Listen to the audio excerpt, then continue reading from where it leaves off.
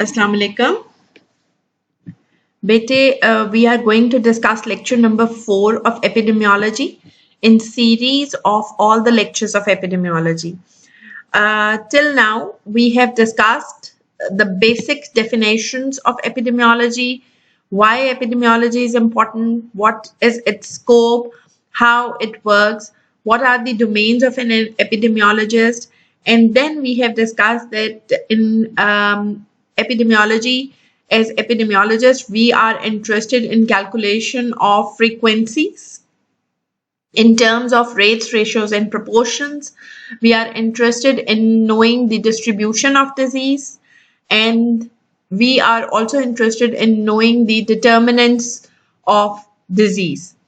So regarding the rates calculation and distribution of disease, these two domains come under the heading of descriptive epidemiology. And for descriptive epidemiology, we have two different types of descriptive studies, and we will be discussing these descriptive studies in today's lecture. Fine.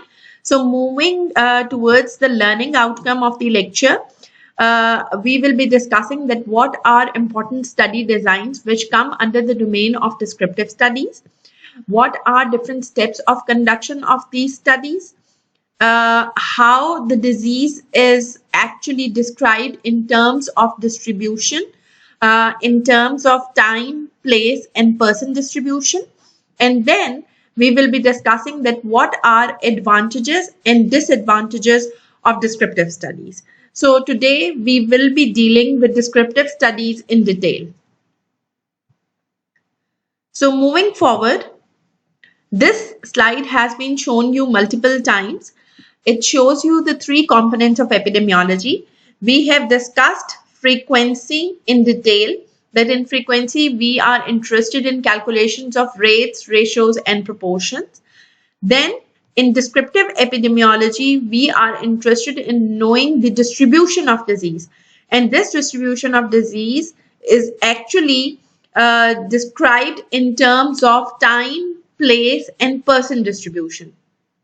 Descriptive epidemiology helps us to formulate the hypothesis about the causation, but this hypothesis is tested by the analytical epidemiology, and after analytical epidemiology, we accept or reject our hypothesis. The hypothesis is generated in descriptive epidemiology, but it is accepted or rejected after the conduction of analytical studies. Today, the focus of the lecture will only be descriptive epidemiology. So in descriptive epidemiology, as an epidemiologist, we are interested in knowing the pattern of disease in the population. The pattern of disease is described in terms of the number of cases which are occurring, the number of deaths related to this disease which are occurring, the number of active cases, the number of subclinical cases. So I'll emphasize it again that the disease pattern is actually presented with rates, ratios, and proportions. And we calculate the rates, ratios, and proportions mostly in terms of the descriptive epidemiology to describe the numbers associated with disease. Then we are also interested in knowing about the disease pattern in terms of time, place, and person. It means that we are interested in knowing that which age factor is affected most by this disease. This disease is more common in which geographical area? Does this disease has a seasonal fluctuation or periodic fluctuation? So the number of disease pattern in terms of time, place, and person is also studied under the heading of descriptive epidemiology. In descriptive epidemiology, mostly we conduct two types of study designs, the cross-sectional survey and the longitudinal studies. In cross-sectional survey, a single population is observed by the researcher in a single point in time. But in longitudinal studies, the researcher observes the same population multiple times. So the descriptive epidemiology basically can be conducted on a single population, and sometimes it can be done with the different type of comparison groups. I will give you an example. For example, if a doctor goes to a community and he or she wants to assess that what are the common public health issues in this community, he will be doing a cross-sectional survey. And this will reveal the number of patients suffering from tuberculosis, the number of patients suffering from typhoid, the number of patients having ischemic heart disease, the number of patients who are suffering from diabetes and hypertension, etc., etc. And then the researcher can also do comparisons in the different rates which are present in different groups. For example, is tuberculosis more common in the younger children, or it is more common in the adolescent population, or it is more commonly affecting the older age group? So we can also do comparisons. Usually the control group is absent in cross-sectional survey. In cross-sectional survey, a single population is observed, and then you can do comparisons in the groups which are formulated within that population. We do not have a control population in the cross-sectional surveys or longitudinal surveys. As I have already mentioned, descriptive epidemiology or descriptive studies help us to generate the hypothesis. We formulate hypotheses. We actually point out the risk factors which are related to disease. But this hypothesis is accepted or rejected on the basis of analytical epidemiology.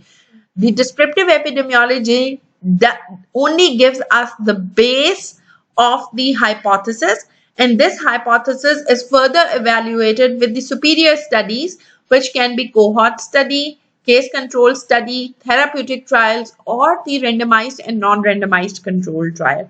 We cannot establish causal association or cause-effect relationship with the descriptive epidemiology.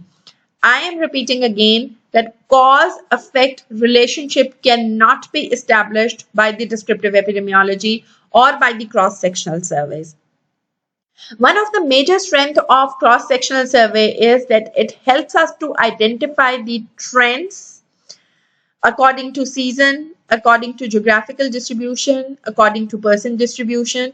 It helps us to find out the rates, ratios, and proportions. It helps the public health consultants to make health plans, and it also gives us clues about the cause. But it does not establish a cause-effect relationship. A cause-effect relationship is always established after we conduct the analytical studies.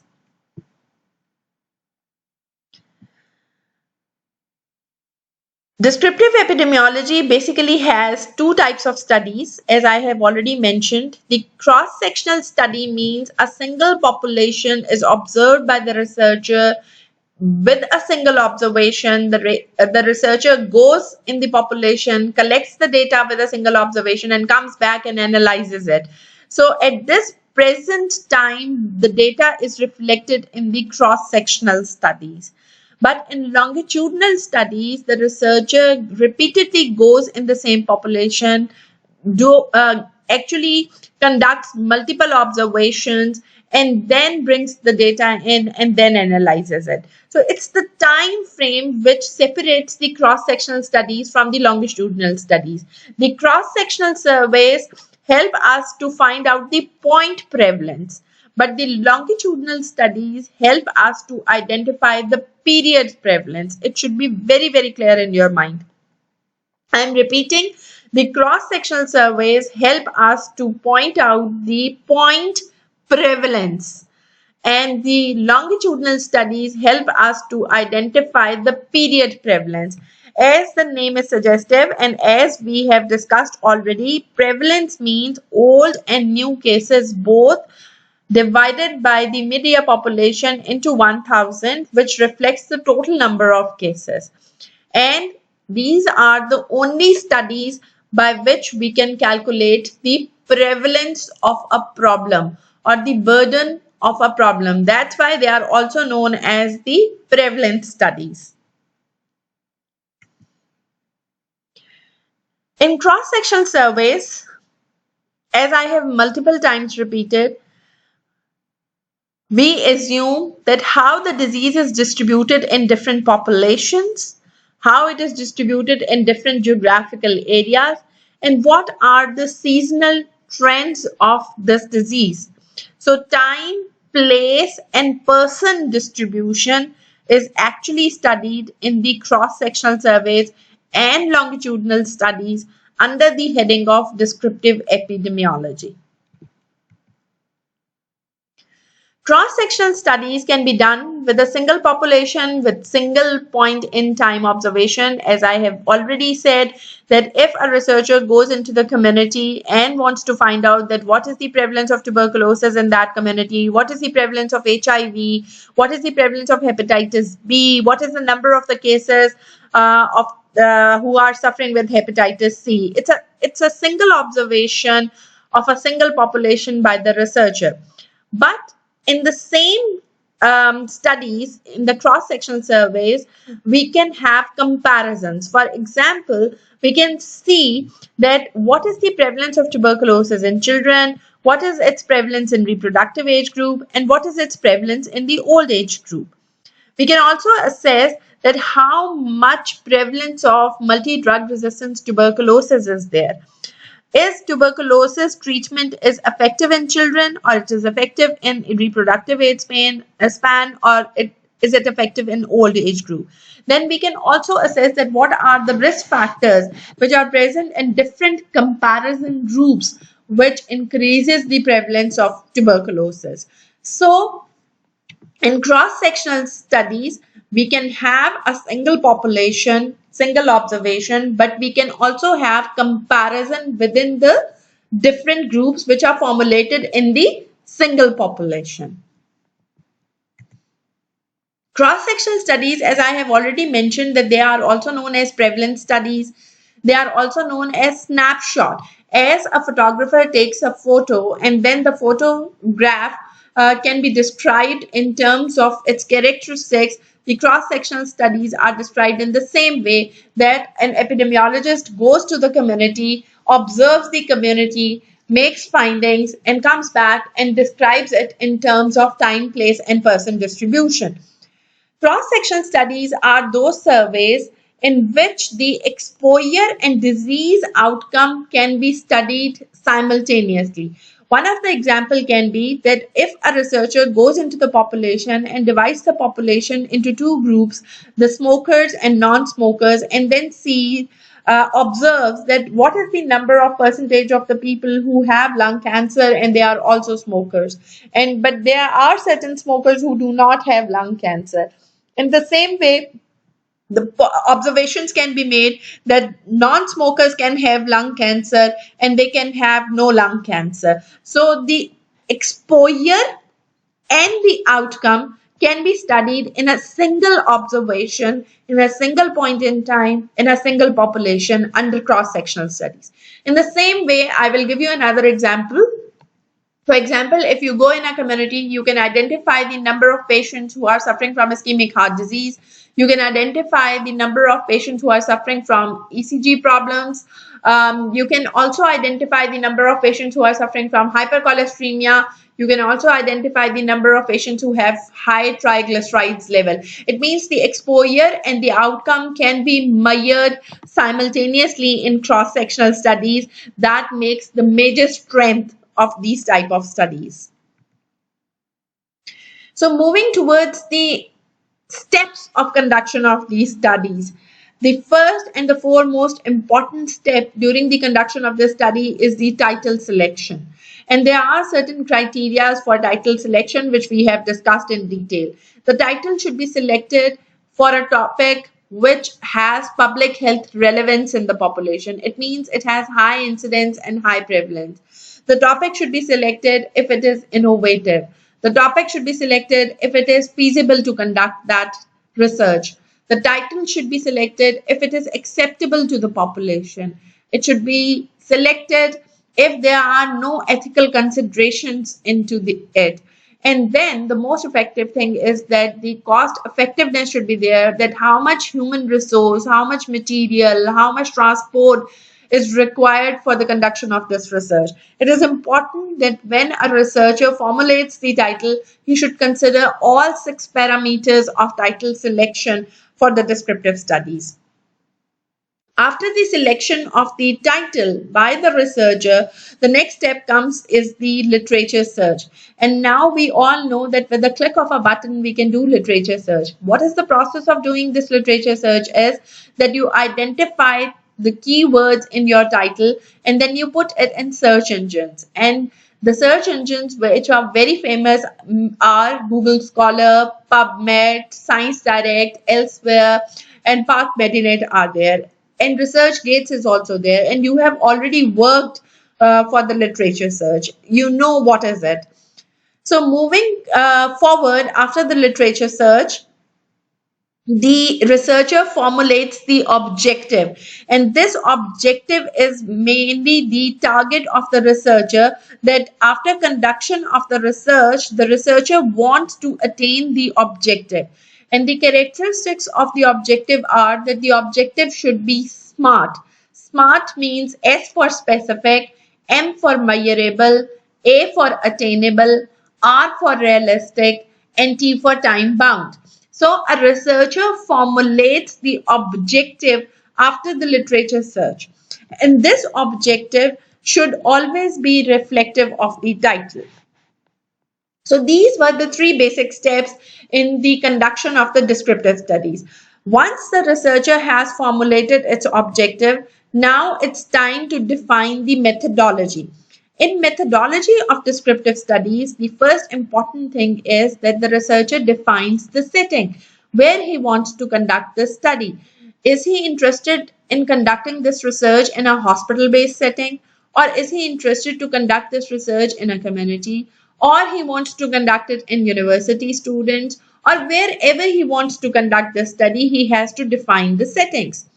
After defining the settings, he has to identify the time frame, that this study, from the conception of the study up to its publication or up to the report writing, actually extends in the time frame. So, for example, the time can be extended from 6 months to 1 year or 1.5 years. And I will give you an example of Framingham Heart study, which has taken almost 70 years and still it is being conducted and has not been concluded.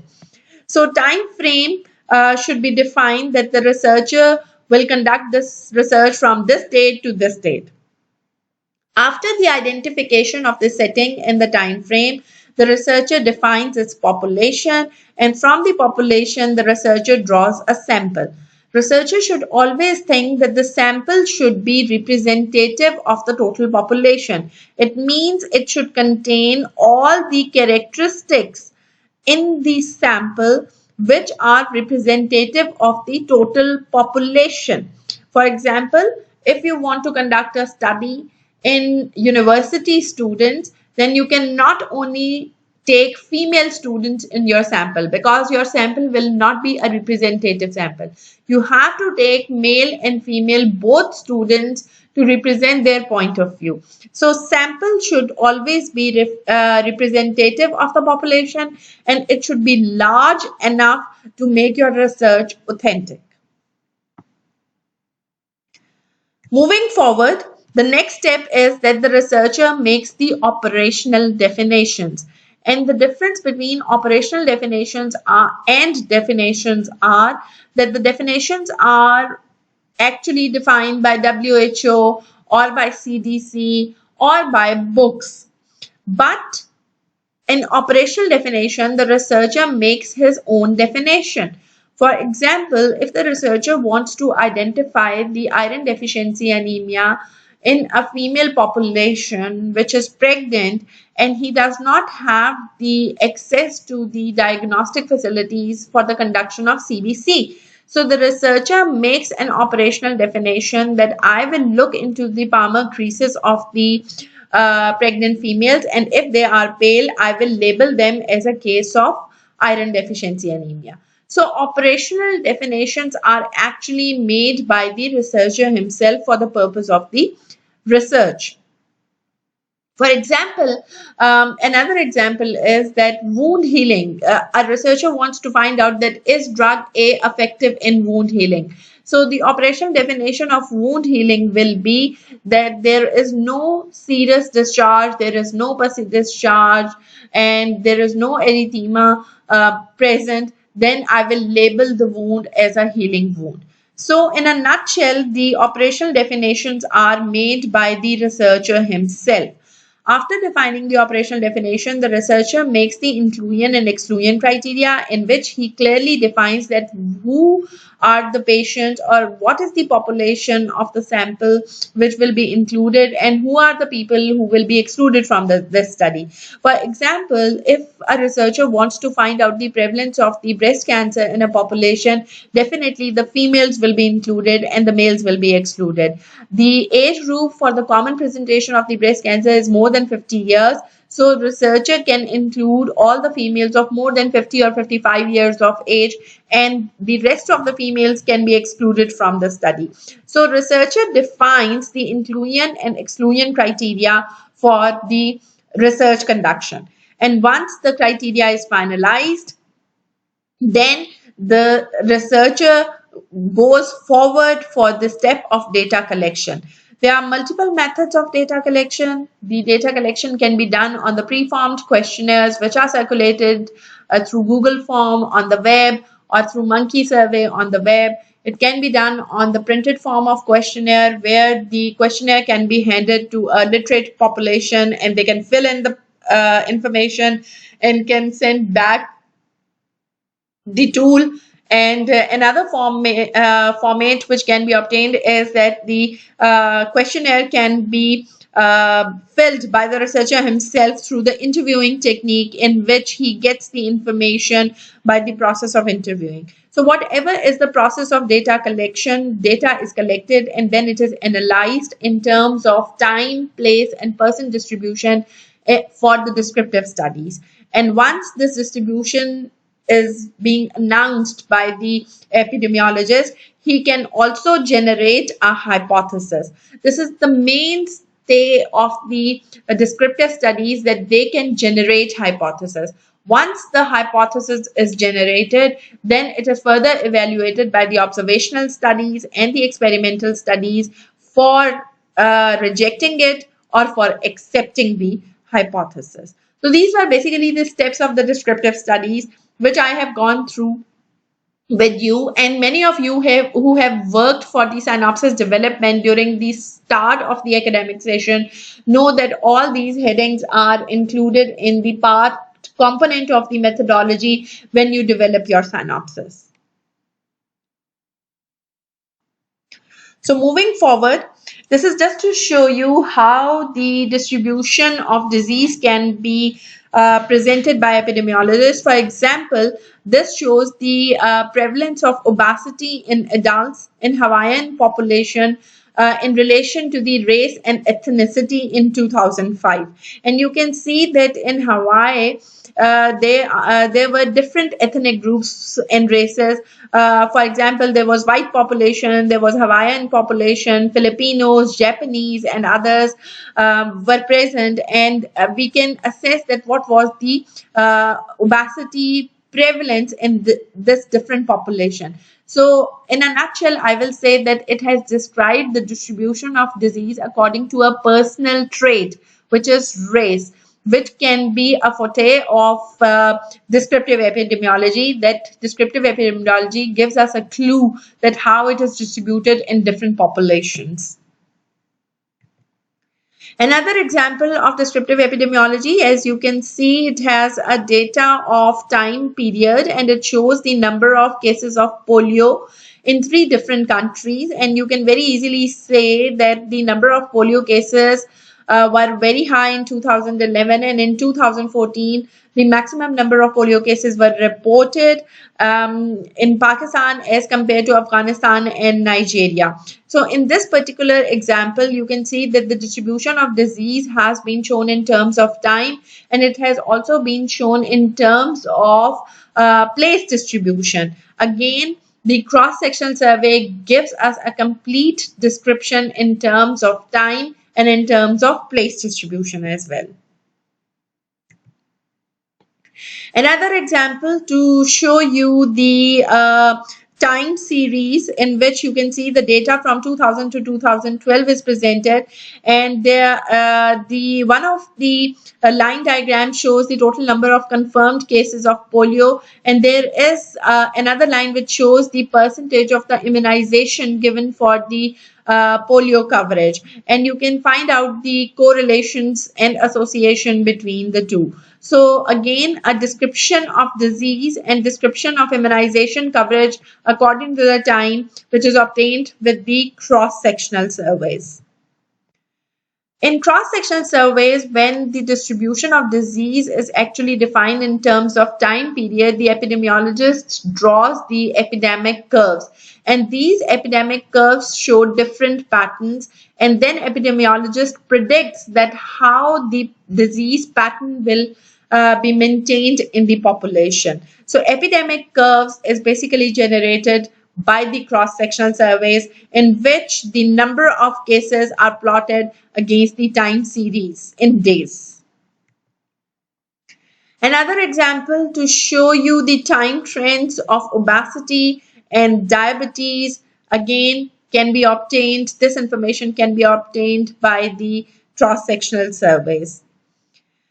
So as I have already mentioned that in cross-sectional survey, we know that what is the place distribution of a disease, and it is important to know, as you all know, I will give you an example of corona epidemic, that the disease started in Wuhan, China, and then it got spread to all over the world. So it is important to consider that where the disease has started, and will it spread to other parts of the world or continent or not.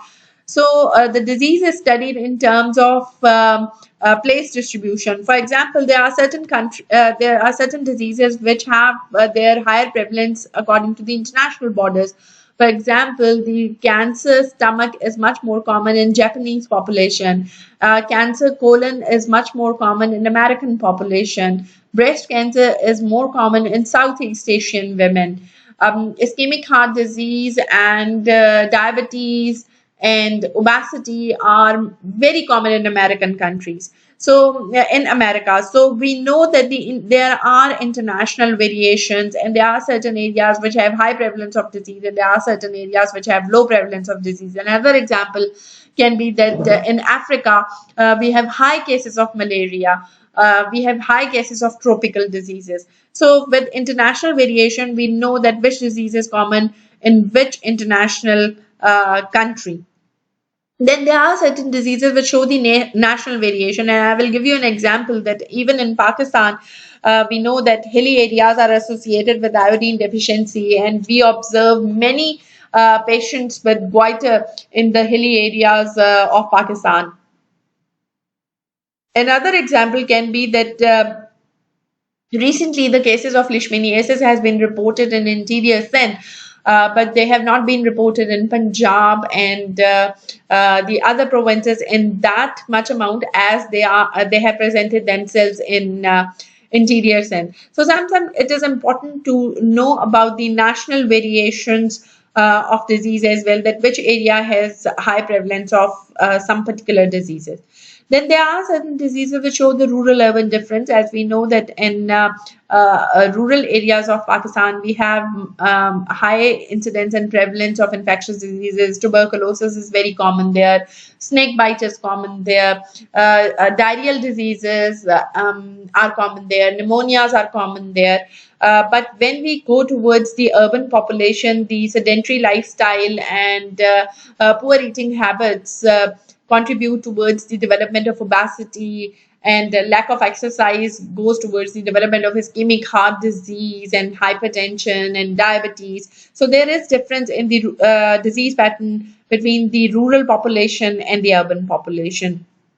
Then there are certain diseases which are only locally distributed, and they are endemic in certain specific areas. For example, the area where the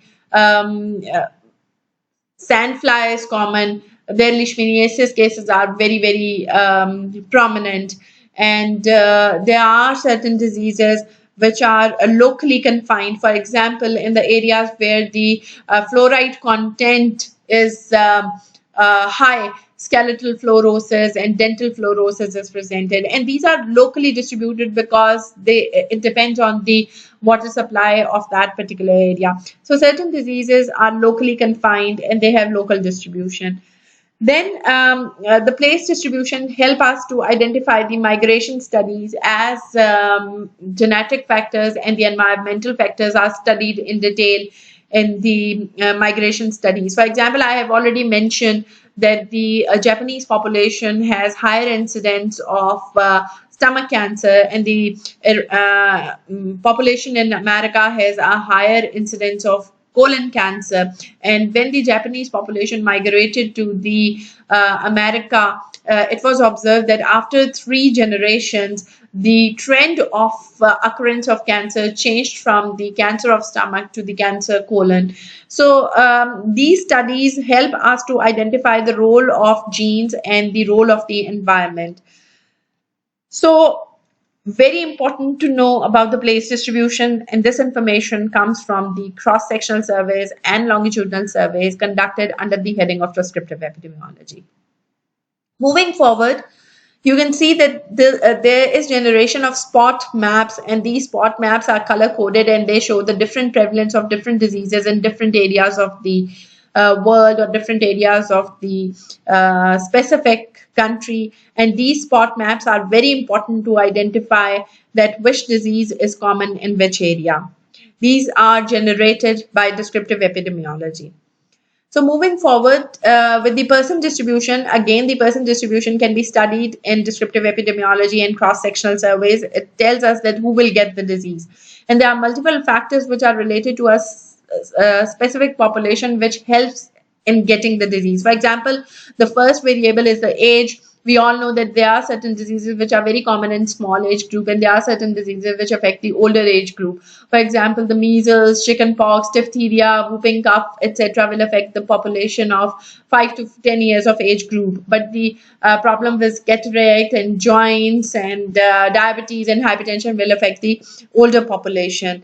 There are certain diseases which are common in and they are gender related. For example, the breast cancer is present in females and the prostatic cancer is present in the males.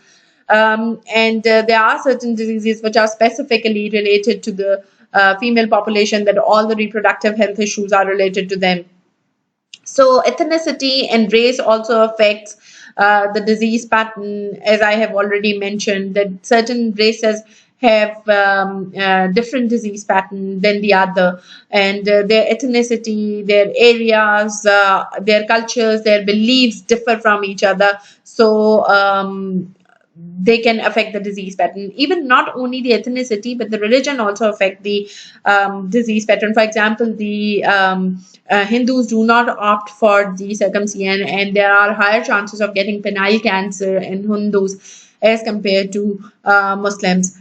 Again, another important characteristics of the person distribution is marital status. Certain diseases are much more common in married women, and some are common in unmarried women. For example, the CA breast is common in unmarried women, and CA cervix is much more common in the married women, and it depends upon the multiple sexual partners, as well as the number of partners will be increasing. The chances of getting the cervical cancer will increase. Social class, upper socioeconomic group more affected with the chronic diseases, the lower socioeconomic group more affected with the infectious diseases. Stress nowadays causes multiple factors which are related to mental health and physical health. Even the drug abuse, smoking are related to the factor of the stress, and they can cause multiple diseases in the human population. Migrations, behaviors, there are certain cultures and beliefs which promote the pattern of disease in certain areas. For example, in certain populations, the it is believed that ghutti should be given to the newborn baby in terms of honey or water, etc. And this can uh, contaminate, and it can result in the gastrointestinal infections in the newborn baby. So these are all the factors which can affect the person distribution of disease, and they must be kept into consideration while going through the descriptive epidemiology. All this information related to disease and related to person distribution can be obtained under the heading of cross-sectional surveys and longitudinal surveys, which are conducted under the descriptive epidemiology. So going towards the advantages, these studies help us to, these studies are important because it helps us to collect the data in a single time period. So with one-time observation, the researcher brings it in a large number of data and can analyze it in multiple forms. These are less expensive. They can be easily conducted. They save time. They help us in planning the health service provision. They help us for predictions for the spread of the disease, and there is less bias of the researcher which can influence the results. But the major disadvantage is that although we can generate hypotheses from the cross-sectional studies, but we cannot produce the cause-effect relationship. We cannot have the acceptance or rejection of the hypothesis in the cross-sectional surveys, although we formulate the hypothesis. And only those those who want to participate are represented. And it is not an effective way of collecting the data if the disease is rare. And it is not effective in collecting the data if the disease has short incubation period, because sometimes it happens that the researcher has gone to the community to collect the data, but the disease has already gone with a shorter incubation period. So these are the advantages and disadvantages of cross-sectional studies. And let me emphasize that cross-sectional surveys and the longitudinal studies forms the basis of descriptive epidemiology. And after that, the hypotheses are being generated, which are then tested by the analytical studies for the acceptance and rejection of those hypotheses. So I am available for the questions. I am open for discussion. If you have any queries, you can please directly contact me, or you can contact me through Facebook. Thank you so much for your patience. Allah Hafiz.